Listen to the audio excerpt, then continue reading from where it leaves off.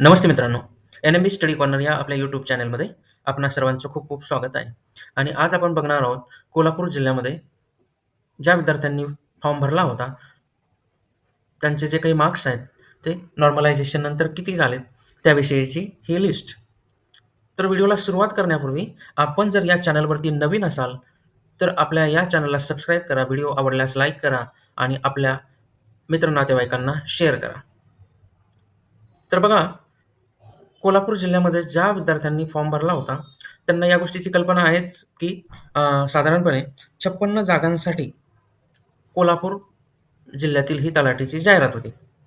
त्यामुळे साहजिकच एवढ्या कमी प्रमाणात ही जाहिरात असल्या कारणामुळं कोल्हापूर जिल्ह्यामधील बरेच जे विद्यार्थी आहे, त्यांनी आजूबाजूच्या जिल्ह्यामध्ये आपला जो फॉर्म आहे, तो फॉर्म भरलेला होता. साधारणपणे जर आपण बघितलं, तर या लिस्टमध्ये अ, पहिला जो विद्यार्थी आहे, तो 198.51 नॉर्मलायझेशन नंतरचा त्याचा स्कोर आहे. त्यानंतर 190 च्या वरती 12 विद्यार्थी आहेत. तर या पद्धतीने ही जी लिस्ट आहे, ही लिस्ट आपल्याला जर हवी असेल, तर आपला जो एन-एम-बी स्टडी कॉर्नर हा टेलिग्राम चॅनल आहे, हा चॅनल जॉइन करा. त्याची जी लिंक आहे डिस्क्रिप्शनमध्ये दिलेली आहे. त्या लिंकवरती क्लिक करून आपण हा चॅनल जॉइन करू शकता आणि या टेलिग्राम चॅनलवरून कोल्हापूर जिल्ह्याबरोबरीनेच इतरही जिल्ह्यांच्या आपण ज्या लिस्ट आहेत, त्या उतरत्या क्रमाने दिलेल्या आहेत.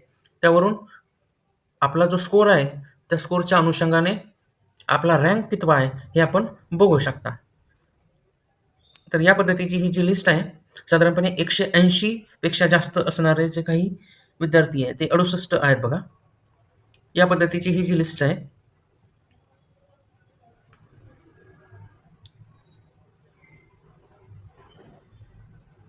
इतर जिल्ह्यांच्या जसं अहमदनगर असेल किंवा पुणे असेल, या जिल्ह्यांच्या तुलनेमध्ये फारसा काही मेरिटमध्ये जो बदल आहे, तो कोल्हापूरमध्ये दिसत नाही. कारण इथं जागाच फार कमी आहेत. त्यामुळं इथं जास्त मार्क मिळणारे जे विद्यार्थी जरी आपल्याला कमी दिसत असले, तरीसुद्धा एक 2-5 मार्कांचा जो फरक आहे, तो पुणे किंवा अहमदनगर जिल्ह्यांच्या तुलनेत इथे होऊ शकतो. त्यापेक्षा अधिक जो आहे, तो बदल इथे दिसत नाही. कारण साधारणपणे जर आपण बघितलं, इथं जागा कमी असल्या कारणामुळं इथे जास्त काही फरक दिसत नाही. पण नक्कीच थोडाफार फरक आहे तो पडणार आहेच.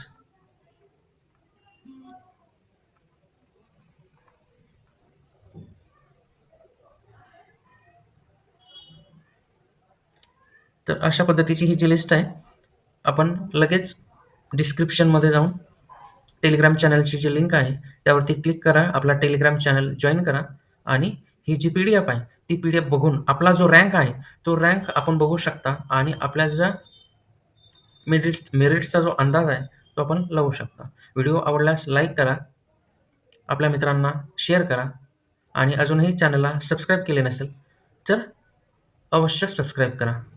व्हिडिओ पूर्ण बघितल्याबद्दल खूप खूप धन्यवाद.